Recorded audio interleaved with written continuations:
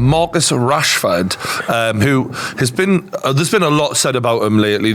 First today, he replied to a tweet from the United stand, the Manchester United fan channel, which Mark Goldbridge obviously runs, and basically they put out a tweet saying Marcus Rashford set for exit or something like that. It was insinuating that he might leave, and he replied, "Please stop starting malicious rumours," or something along those lines. You're thinking about all the stick he's been getting lately because he went on that night out after the Manchester derby defeat. It was his birthday, and obviously he's not been in great form lately. Goldbridge then did his sort of reply of, well, I mean, really, you should be worrying about scoring goals and not what we're saying, sort of thing. But he did say he had backed Rashford, to be fair to him. What do we just make of that whole situation to start off with? It's almost like Rashford did not think there was going to be anyone giving him any criticism after going out on that night out. He knew it was going to come. Surely that is a conscious decision you make. You go, I'm going to get some stick for this, but you know what? I'm willing to take it. So I know it wasn't directly about the night out, but it's all sort of come from that, and the bad feeling is lingering over from that. So I think in those sort of situations, the proof's always going to be in the pudding. So if you know you're not set for an exit, you don't really need to respond to it, do you? Given his form lately, can't really reply to that. Given the fact that he went out on his birthday, can't really come back at anyone for that. But this isn't true. So he's like, well, now I'm going to stick up for myself because I've had enough of this. And maybe he's looked at the fan channel and thought, well, Sky Sports are hammering me. It's a bit easier to just dig out. I don't know. Do you think Rashford's using this as an easy opportunity? If he's in good form on the pitch, does he look at that and think, well, cool, it's a dry day for news, or does he still go back at it in that same situation? So the thing I'm saying is the mood and the temperament has definitely set the tone for the fact that he's gone back at that, because I think if things aren't going badly at that moment in time, he's not replying to that, is he? Do you know what? I think the irony of the whole thing is, I think actually, I'd love to see Rashford move. Like, as an England fan, as someone who, Rashford's 26 years old now, I'd love to see him move. I feel like for his entire career, he's somewhere between a winger and a striker, and I don't think they've ever really made that work properly. I don't think they've ever found a number 9 who connects with him really well. His form is so patchy. Every season there's a 12-week hot patch where we go, oh my God, this is the best left winger in the league, and then right now doesn't do much. And for those 12 weeks he is. And probably. he is. He looks world class at that point. When he's on it, he's unstoppable. He's 6'2", he runs like the wind, he can finish better than anyone, he can beat a man. You go, oh my God, this is the guy. And as England fans, are we ever going, we should build around him? No, because we know every single season it's just going to stop again. And United fans, what I've really noticed this year, they're talking about the fact he doesn't run off the ball. I would love to see Rashford go to another club, maybe in Europe, looking at what English players are doing in Europe right now. Harry Kane at Munich, we've seen Bellingham. You could imagine him at Madrid or Munich. I'd love to see him go. And you know what I'd love to see him do? Because I think about Rashford a lot, about the kind of player that he is. And I do think if you play the right kind of system, he could really work as a winger. But what he really reminds me of, he reminds me of young Mbappe. Do you remember young Mbappe at Monaco, where he used to play in a front two with Falcao, where he had someone else doing a lot of the stuff he couldn't do? I would love to see a team build around a front two that has Rashford in it, because I think he could be absolutely devastating. I agree. I don't think we're seeing the best of him at Manchester United, and I do think as much as he was amazing last season, it was in spite of Manchester United. I don't think they were playing to his strengths. I just think he hit form. I don't think that Manchester United are a cohesive unit that Ten Hag sets out and goes, you know what, we're going to play to his strengths. We're going to get I don't think that that's even in the plan. He's just rolling him out every week because he is Mr. Manchester United. But I don't think that helps him being Mr. Manchester. He's been Mr. Manchester United since he was a teenager. He was a teenage prodigy who, let's be really honest about it, never really hit the potential we thought he would. Like, he was supposed to be the man in the Premier League, and he's not been that. The funny thing about Man United now, I think if you went back in time and say Rashford was 18 years old now, say he was 18 years old and he had, say, 1 year left on his contract at Man United, do you think he'd stay? Absolutely not. No chance. So why not roll the dice? I think you can see that on his face a lot of the time for the past few years. He doesn't look like someone who loves playing for Manchester United. Like, I'm just going to use my club for example. Bruno Guimaraes, not from Newcastle, but he loves playing for Newcastle. It's written all over his fucking face, and he plays like he means it.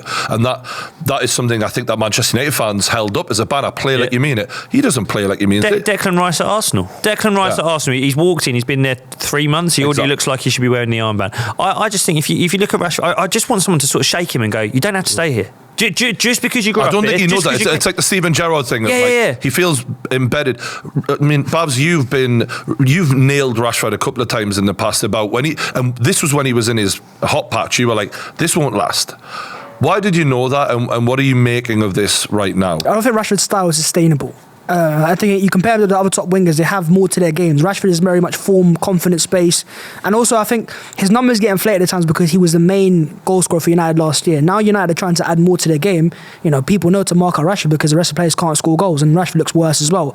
So I think with Rashford's game, it's too predictable at times. We know that if his confidence isn't as high, he ain't going to shoot as much, and he ain't shooting, he ain't scoring as much. So I think he is too confidence-based, form-based, rather than how replicatable is he? You compare to Gabriel Martinelli, who he might not score, but he can have a good game. Rashford, he needs to score to have that, he's the best winger in the world.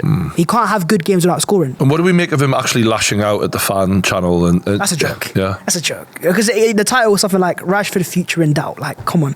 What's so offensive about that? And he should know by now as well, with like YouTube channels, people do clickbait a little bit. It's normal. Like, so does Sky. Everyone does that, right? Yeah. There's nothing like offensive about it. And I think if you actually watch a video, the point is his future in the first team's in doubt. It was not even about his future transfer-wise.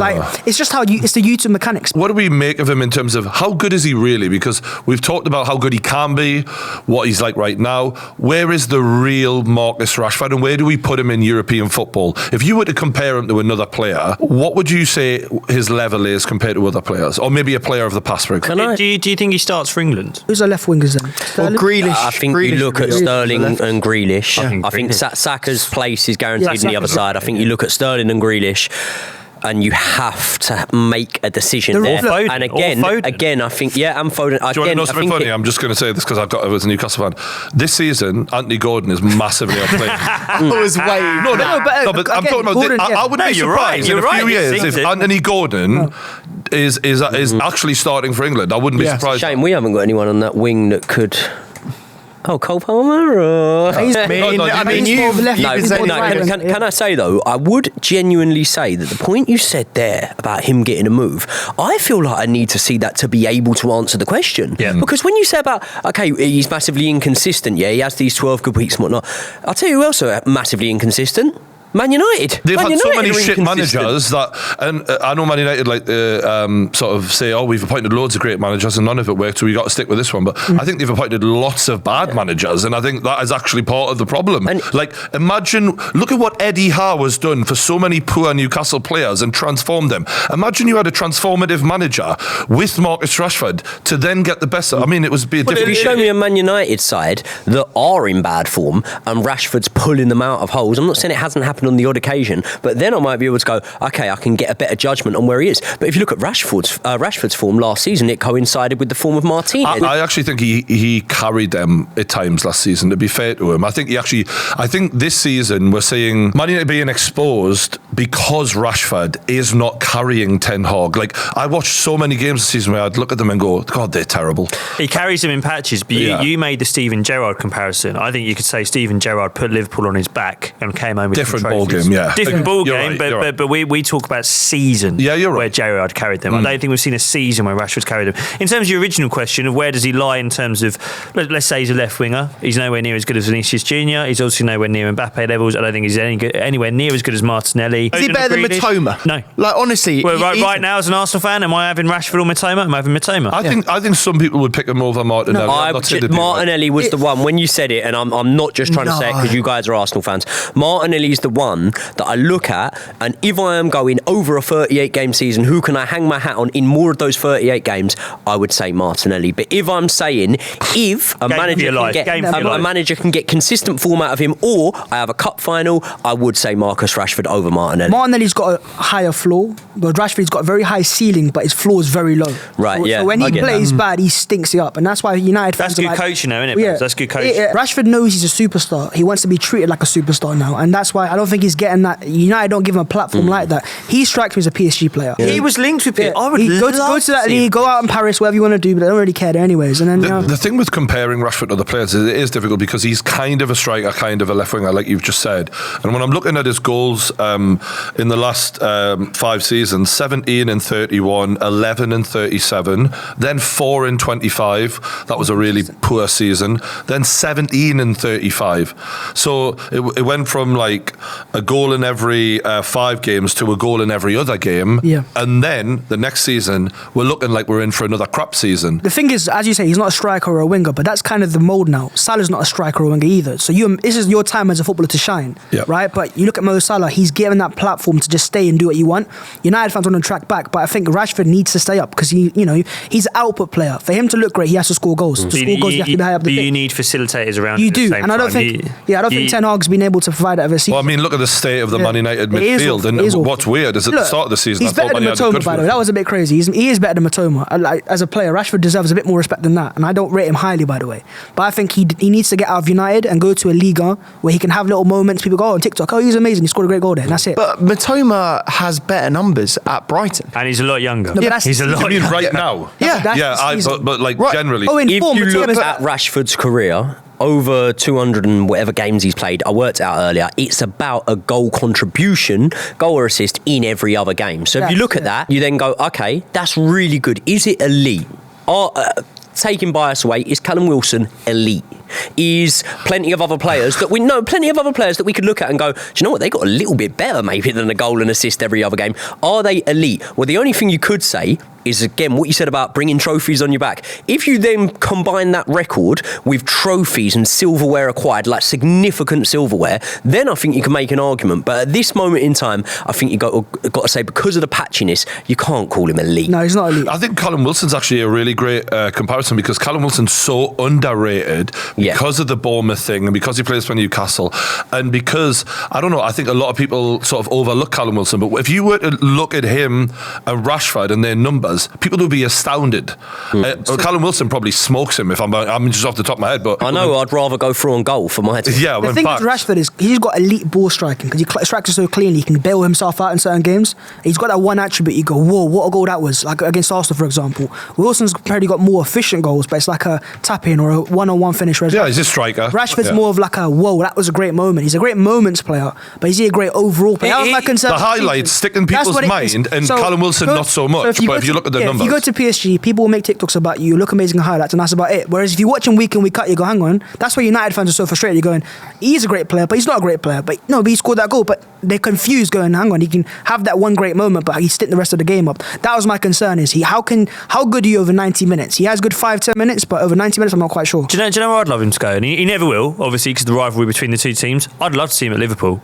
I in terms of being like a wing forward, a kind of winger striker, I think they've got a history of players like Mane, players like Gakpo, players like Darwin Núñez. When has Rashford played his best football? Is on the break and with that fast and furious style. I think he suits Klopp so much. Yeah. I know that he's not doing it off the ball right now, to be honest with you. I think it's just because the dressing room stinks. He's not motivated by Ten Hag. I would love to see him go in a Klopp team and play with a facilitator at 9 who gets him in on. Yeah, the partying on his birthday after a derby defeat. Can I give you one prime example, right?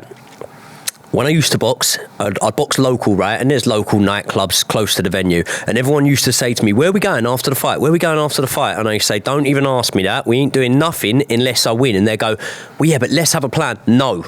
Nothing. If I win, we go out, we go clubbing. If not, we don't. And that is on a massively, massively minor scale when you compare it to Marcus Rashford in a Manchester derby. So at the end of the day, people can say, listen, you get so many people that want to wrap you in cotton wool and go, oh, what, so he's not allowed to celebrate his birthday? Do you know what?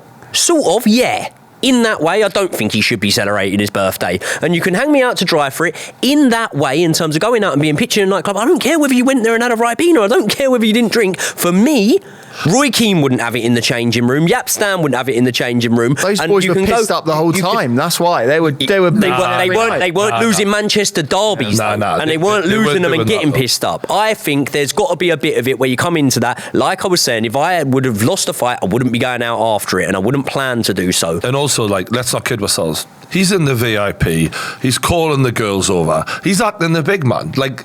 He's enjoying life. You know what I mean? You don't go out when you're at his level to have a little quiet one. I think if Rashford wants to go out on his birthday and not be pictured, he can do so very easily. I honestly think it's not an accident. We know that there's a bit of a thing with the English lads not getting on with Ten Hag in that dressing room. I honestly think he kind of knew this would happen, and I kind of think he did it as a bit of a disrespect of going, you know what, mate? Fuck you. You're the reason this is going wrong. You think I'm going to respect? You can see by the way he walks around the pitch not pressing that he doesn't respect the manager.